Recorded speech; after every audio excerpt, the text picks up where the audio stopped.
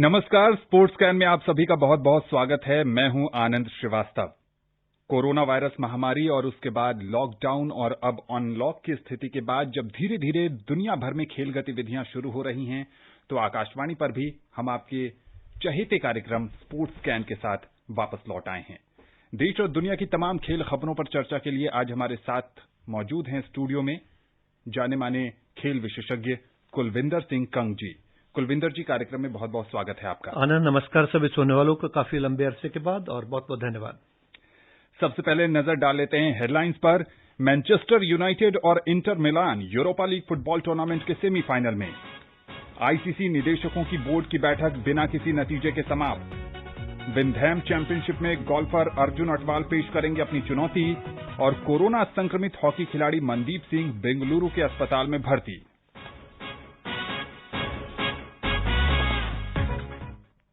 सबसे पहले शुरुआत करते हैं फुटबॉल से। मैनचेस्टर यूनाइटेड ने एक्स्ट्रा टाइम में पेनल्टी पर ब्रूनो फर्नांडिस के गोल की बदौलत कोपेनहेगन को 1-0 से हराकर यूरोपा लीग फुटबॉल टूर्नामेंट के सेमीफाइनल में जगह बना ली है। नियमित समय में दोनों ही टीमें गोल करने में नाकाम रही, जिसके बाद 95वें मिनट में आंद्रियास बेलन ने पेनल्टी एरिया में एंथनी मार्शिया को गिरा दिया, जिससे मैनचेस्टर यूनाइटेड को पेनल्टी मिली और फर्नांडिस ने इसे गोल में बदलकर टीम को बढ़त दिला दी, जो अंत तक निर्णायक साबित हुई। उधर Italian football club Inter Milan ने बायर्न लेवरक्यूसन को 2-1 से हराकर यूरोपा लीग फुटबॉल टूर्नामेंट के सेमीफाइनल में जगह बना ली है। इंटर मिलान के लिए रोमेलू लुकाकू और निकोला बारेला ने एक-एक गोल किए। इंटर को निकोला बारेला ने 15वें मिनट में बढ़त दिलाई, जिन्होंने रिबाउंड होकर आए लुकाकू के शॉट को गोल में बदला। लुकाकू ने इसके 6 मिनट बाद एश्ले यंग के साथ शानदार मूव बनाते हुए गोल दागा और इंटर को 2-0 से आगे कर दिया। लुकाकू के गोल के 4 मिनट बाद ही काई वॉट्स ने लेवरक्यूसन की ओर से गोल दागकर इंटर की बढ़त को कम किया, लेकिन अपनी टीम को वो हार से नहीं बचा पाए। इंटर की टीम पिछली बार यूरोपीय लीग के सेमीफाइनल में चैंपियंस लीग के दौरान 2010 में खेली थी, जब टीम ने खिताब जीता था। सेल्टिक टीम के एक खिलाड़ी द्वारा स्पेन की यात्रा करने के बाद खुद को क्वारंटीन नहीं करने के लिए स्कॉटलैंड में फुटबॉल सत्र पर सरकार द्वारा रोक लगाने का खतरा मंडराने लगा है। स्कॉटलैंड के घरेलू लीग की मौजूदा चैंपियन टीम सेल्टिक ने आज एक माफी मांगते हुए टीम के खिलाड़ी बोली बोलिनगोली की आलोचना की है। बोलिनगोली स्पेन से लौटने के बाद क्वारंटीन पर गए बिना रविवार को किल्मारनॉक के खिलाफ मैच में मैदान पर उतरे थे। यह मुकाबला 1-1 से ड्रॉ रहा था। सेल्टिक से जारी बयान में कहा गया है कि मौजूदा परिस्थितियों में इससे अधिक गैर जिम्मेदाराना काम की कल्पना करना मुश्किल है और हम इसे स्पष्टीकरण से परे मानते हैं।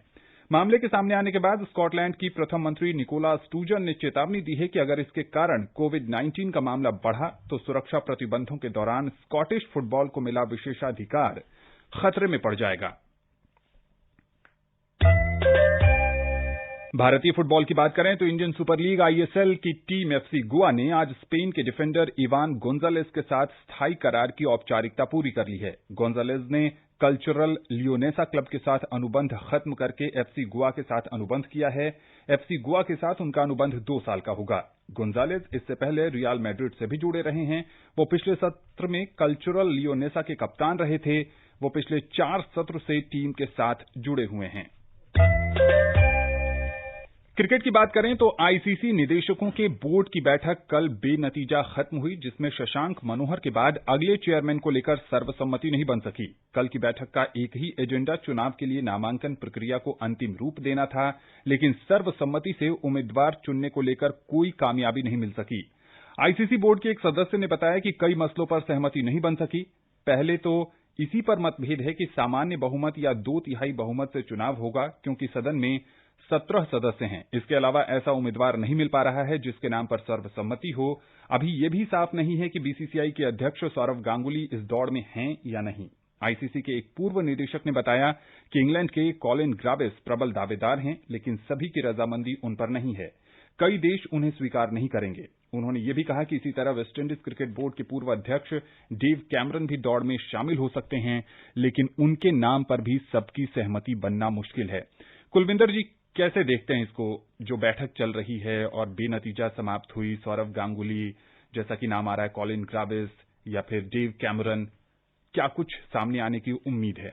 देखिए, ये मैं समझता हूं कि एक बहुत बड़ा मसला है और अभी क्योंकि लगभग 4-5 महीनों के अंतराल के बाद पहला तो ये उनका लक्ष्य होना चाहिए कि क्रिकेट को आप पटरी पर लेकर आएं, और आनी शुरू भी हुई है। इंग्लैंड और वेस्ट इंडीज के बीच में जो टेस्ट मैच शुरू हुआ था 8 जुलाई से, 117 दिन के बाद क्रिकेट मैदान पर आई थी। तो पहले तो ये होना चाहिए, और दूसरा अभी एक खिलाड़ी को जिनको कहा गया कि वो क्वारंटीन के लिए नहीं गए, तो ये खिलाड़ियों को ये सोचना चाहिए कि केवल अपनी ही जिंदगी को खतरे में नहीं डाल रहे, दूसरे खिलाड़ियों के लिए भी खतरा बन रहे हैं। तो पहले फूंक फूंक के कदम रखने वाली बात है, पहले क्रिकेट के मैदान पर खेल होना शुरू हो, और उसके बाद जो इसकी चयन समिति का या आईसीसी के चेयरमैन पद का, उसके बारे में भी सहमति हो सकती है, क्योंकि अभी वो ट्रैक पर आए नहीं सब लोग, तो सब चाहते हैं सहमति हो, लेकिन मैं समझता हूं कि सौरव गांगुली का अगर नाम होगा तो थोड़ी जल्दबाजी होगी। अभी बीसीसीआई और भारतीय क्रिकेट और आईपीएल जो करवाया जा रहा है, इसको सफलतापूर्वक करवा ले। पता नहीं इसका कि ये किस तरफ जाएगी बीमारी जी, तो इनको देखते हुए पहले क्रिकेट की तरफ ध्यान दिया जाना चाहिए, और यहां पर जिस परिणाम पर सहमति बनेगी, मुझे लग रहा है इंग्लैंड का पलड़ा थोड़ा भारी है। चलिए, आने वाले समय में ये पता चलेगा कि आईसीसी की ओर से क्या निर्णय लिया जाता है। न्यूजीलैंड क्रिकेट के मुख्य कार्यकारी अधिकारी डेविड वॉइट ने आज कहा कि पाकिस्तान, ऑस्ट्रेलिया, बांग्लादेश और वेस्टइंडीज ने पुष्टि की है कि वे आगामी गर्मियों में उनके देश का दौरा करेंगे। वाइट ने कहा कि न्यूजीलैंड क्रिकेट उस तरह का जैव सुरक्षित वातावरण तैयार करने में लगा है, जैसा कि इंग्लैंड और वेल्स क्रिकेट बोर्ड ने कोरोना वायरस से प्रभावित अंतर्राष्ट्रीय क्रिकेट को फिर से शुरू करने के लिए अपने मौजूदा सत्र में किया है। वाइट ने कहा कि महिलाओं की टीम सितंबर में ऑस्ट्रेलिया का दौरा करेगी, जबकि ऑस्ट्रेलिया की महिला टीम फरवरी में न्यूजीलैंड आएगी। दौरे में 5 वनडे और 3 T20 अंतर्राष्ट्रीय मैचों की श्रृंखला होने की उम्मीद है। आने वाले समय में अगर न्यूजीलैंड क्रिकेट के कार्यक्रम की बात करें तो ब्लैक कैप्स को टेस्ट और T20 अंतर्राष्ट्रीय श्रृंखला के लिए वेस्टइंडीज और पाकिस्तान की मेजबानी करनी है। ये विश्व टेस्ट चैंपियनशिप का हिस्सा है। न्यूजीलैंड में कोविड-19 महामारी के कारण मार्च से क्रिकेट गतिविधियां बंद हैं। कुलविंदर जी, न्यूजीलैंड एक ऐसा देश है जहां पर कोरोना के बहुत कम मामले आए, 1570। पिछले 100 दिनों से न्यूजीलैंड सरकार का कहना है कि कोई स्थानीय मामला नहीं है। विदेश से आए मामले जरूर हैं वहां पर, लेकिन कोई स्थानीय मसला वहां पर नहीं है। डेविड वाइट साहब का यह कहना है कि भाई हम उस तरह का वातावरण तैयार करने की कोशिश कर रहे हैं जो इंग्लैंड ने बनाया है। कितना चुनौतीपूर्ण होगा? मैं समझता हूं कि वो बना लेंगे, क्योंकि न्यूजीलैंड ऐसा देश है जिसने सबसे पहले लॉकडाउन किया था, और सबसे पहले उन्होंने कहा कि हमारा देश अब इससे कोरोना महामारी से मुक्त भी हो गया। उसके बाद कुछ बाहर से जो लोग आए, जो काम करते थे, उनकी वजह से, तो तुरंत उन्होंने उसको वापस अपने नियंत्रण में लिया, और अब पिछले 100 दिन से बताया जा रहा है कि कोई केस नहीं है। तो मैं समझता हूं कि एक उसका जो भौगोलिक परिस्थितियां हैं, वो भी किसी से उनकी सीमा टच नहीं होती, पूरी तरह से उन्होंने लॉकडाउन करके रखा। तो मैं समझता हूं कि वो एक ऐसा माहौल तैयार करेंगे। चारों देशों ने, वेस्ट इंडीज, पाकिस्तान, ऑस्ट्रेलिया और बांग्लादेश, इस समर सीजन में खेलेंगे, और मैं समझता हूं वहां से क्रिकेट एकदम बूस्ट लेगी और बहुत सुरक्षित क्रिकेट आयोजित करने में सफल रहेंगे न्यूजीलैंड के प्रबंधक। जी बिल्कुल, इस महामारी के दौर में हर क्रिकेट बोर्ड की यही कोशिश है कि जल्द से जल्द खेल गतिविधियां शुरू हों, लेकिन वो भी सुरक्षित वातावरण में। आईपीएल का जिक्र आप कर रहे थे। आईपीएल 2020 सत्र के संयुक्त अरब अमारात में होने से कम 50 ऐसे क्रिकेटरों को फायदा हो सकता है जिनका नाम कम ही लोग जानते हैं। ये खिलाड़ी 8 फ्रेंचाइजी टीमों के साथ विशेष नेट गेंदबाज के तौर पर यात्रा करेंगे।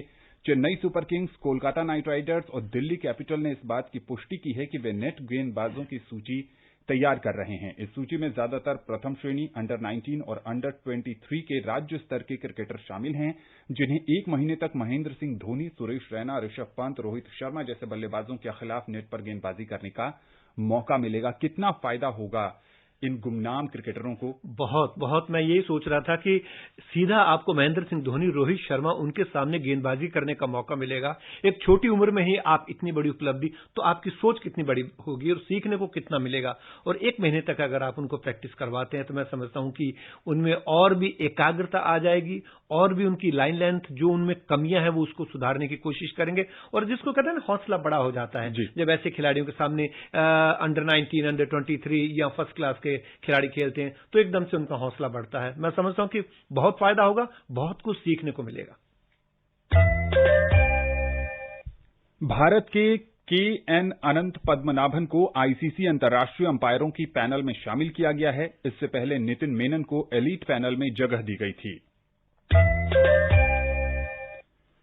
पाकिस्तान और इंग्लैंड के बीच जो श्रृंखला चल रही है उसका दूसरा मैच परसों से शुरू होना है। पहले मैच में पाकिस्तान की टीम ने बढ़िया प्रदर्शन किया, लेकिन अंत में जीत उसके हाथ से फिसल गई। दूसरे मैच में क्या रणनीति देखते हैं दोनों टीमों की? देखिए, दूसरे जो टेस्ट मैच शुरू होना है वो परसों 13 तारीख से शुरू होना है साउथहैम्पटन में, और जो तीसरा होगा वो भी 21 अगस्त को साउथहैम्पटन में होगा।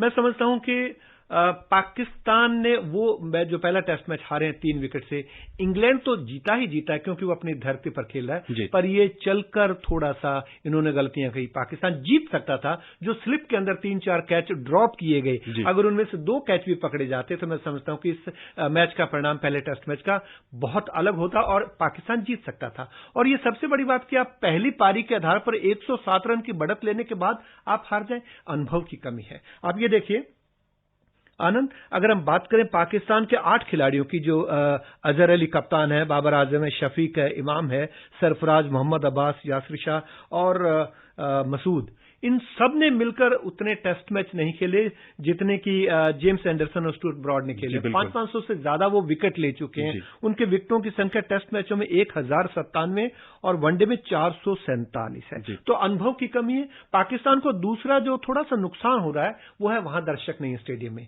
क्योंकि अगर ये माहौल ना होता कोरोना का, दर्शक मैदान में होते तो इंग्लैंड के दर्शकों से ज्यादा भारी पड़ते एशिया के दर्शक, चाहे वो बांग्लादेश के होते, पाकिस्तान के होते या भारत के, तो वो समर्थन मिलता।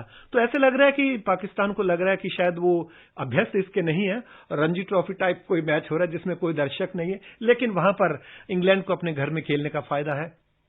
वर्ल्ड कप में जिस तरीके से उन्होंने प्रदर्शन किया, जो रूट, बेन स्टोक, क्रिक वॉस, बटलर, आर्चर, सभी बड़े बड़े खिलाड़ी उनके पास हैं, तो उनका अनुभव उनके काम आया। और एक जो 139 रन की साझेदारी, वो साझेदारी जो कैच ड्रॉप किए उससे टूट जाती अगर वो कैच ले लिए जाते। तो यहां थोड़ा अपनी फील्डिंग की तरफ ध्यान देना होगा। गेंदबाजों की कोई कमी नहीं, 2 अच्छे लेग स्पिनर हैं और युवा फास्ट बॉलर भी हैं, लेकिन थोड़ा सा कप्तानी का थोड़ा सा मुझे लगता है और ध्यान देना होगा। जी, जैसे जैसे ये श्रृंखला आगे बढ़ेगी वैसे वैसे स्पोर्ट्स कैम के माध्यम से हम आपको अपडेट देते रहेंगे।